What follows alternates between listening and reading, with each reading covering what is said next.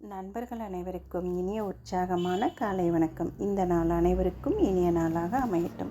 உங்களுடன் நான் ஆர்ஜே சுபா ஜெயபால். இன்றைய திருக்குறள் அதிகாரம் 32 இன்னா செய்யாமை. குறள் 319. பிறர்க்கின்னா முற்பகல் செய்யின் தமக்கின்னா பிற்பகல் தாமே வரும். பிறர்க்கின்னா முற்பகல் செய்யின் தமக்கின்னா பிற்பகல் தாமே வரும். பிறர்க்கின்னா முற்பகல் செய்யின் தமக்கின்னா பிற்பகல் தாமே வரும். இந்த குறளுடைய விளக்கம்: முற்பகலில் மற்றவருக்கு துன்பம் செய்தால் அவ்வாறு செய்தவர்களுக்கு பிற்பகலில் துன்பம் தாமாகவே வரும். நண்பர்களே, ராமாயணத்தில் நம்ம ராமருடைய தந்தை தசரத மன்னனை பற்றி நம்ம எல்லாரும் கேள்விப்பட்டிருப்போம். அந்த மன்னர் அவருடைய சிறு வயசில் வேட்டையாடுறதுன்னா ரொம்ப பிடிக்கும். அப்படி அடிக்கடி காட்டுக்கு போயிட்டு யானை, புலி, மான் இந்த மாதிரி விலங்குகளையெல்லாம் வேட்டையாடிட்டு வருவார். அப்படி ஒரு நாள் காட்டுக்கு வேட்டையாட போகும்போது அவர் கண்ணில் எந்த மிருகமும் அகப்படாது. அப்படியே ஏதாவது மிருகம் கிடைக்குதா அப்படின்ட்டு அவர் வந்துட்டு இருக்கும்போது தூரத்தில் ஒரு இடத்துல ஒரு மிருகம் தண்ணி குடிக்கிற மாதிரி சத்தம் கேட்குது. அவர் அந்த சத்தம் வர திசையை நோக்கி அம்பு விடுறாரு. அந்த அம்பு அந்த இடத்துல போய் பட்ட உடனே அம்மா அப்படின்னு ஒரு மனுஷ குரல் கேட்குது. மனுஷ குரல் கேட்டோடனே இவர் பதறி போயிடுறாரு.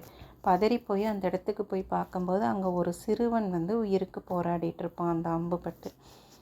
அப்போ நான் ஒரு யானை தண்ணி குடிக்குதுன்னு நினச்சி அம்பு விட்டேன், நீன்னு எனக்கு தெரியல, என்னை மன்னிச்சிருப்பா அப்படின்னு அந்த சிறுவன் கிட்ட தசரத மன்னன் கேட்குறாரு.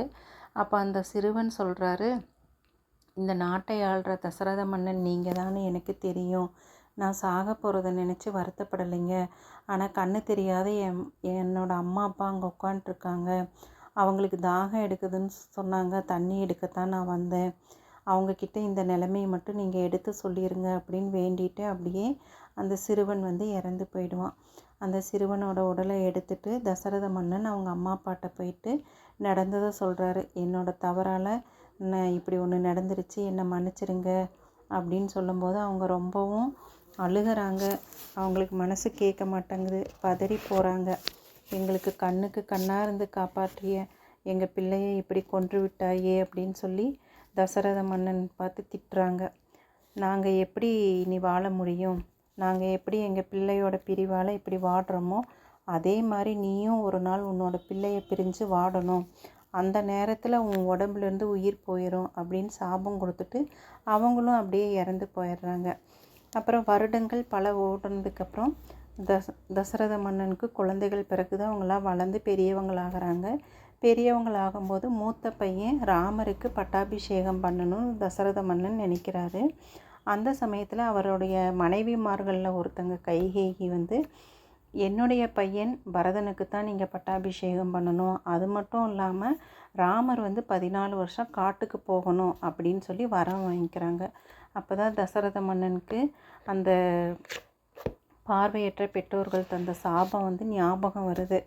அது அவங்க சொன்ன மாதிரியே ராமனும் காட்டுக்கு போயிடுறாரு. ராமன் காட்டுக்கு போனவுடனே ராமரை நினச்சி தசரத மன்னன் இறந்தும் போயிடுவார். முற்பகலில் ஒருவருக்கு துன்பம் செய்தால் அவ்வாறு செய்தவருக்கு பிற்பகலில் துன்பம் தாமாகவே வந்து சேரும் அப்படிங்கிறது தான் பிறர்க்கின்னா முற்பகல் செய்யின் தமக்கின்னா பிற்பகல் தாமே வரும் அப்படின்னு நம்ம தெய்வப்புலவர் திருவள்ளுவர் சொல்கிறாருங்க. தீமை செய்தால் துன்பம் வரும், நன்மை செய்தால் நன்மையே தேடி வரும்.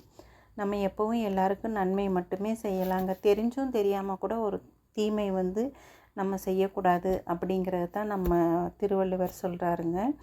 இந்த கருத்து, இந்த குறள், இந்த கதை எல்லாத்துக்கும் பிடிச்சிருக்குன்னு நினைக்கிறேன். நீங்கள் உங்கள் குழந்தைகளுக்கும் சொல்லிக் கொடுங்க. அன்னைக்கு நான் சொன்ன மாதிரி ஒவ்வொருத்தருக்கும் ஒவ்வொரு நாள் இந்த குறள் எழுதி வச்சு அதை அடுத்த நாள் காலையில் ஸ்கூலில் சொல்ல சொல்லுங்கள் உங்கள் குழந்தைகளை. இது நல்லா இருக்கும் இல்லைங்களா? நம்ம குறளுடைய இந்த கதைகளும் அவங்க தெரிஞ்சுக்கிறதுக்கு ஒரு நல்ல வாய்ப்பாக இருக்கும் இல்லைங்களா? நல்லதை பகிர்ந்து நல்ல சமுதாயத்தை உருவாக்குவோம். நன்றி, வணக்கம், வாழ்க வளமுடன்.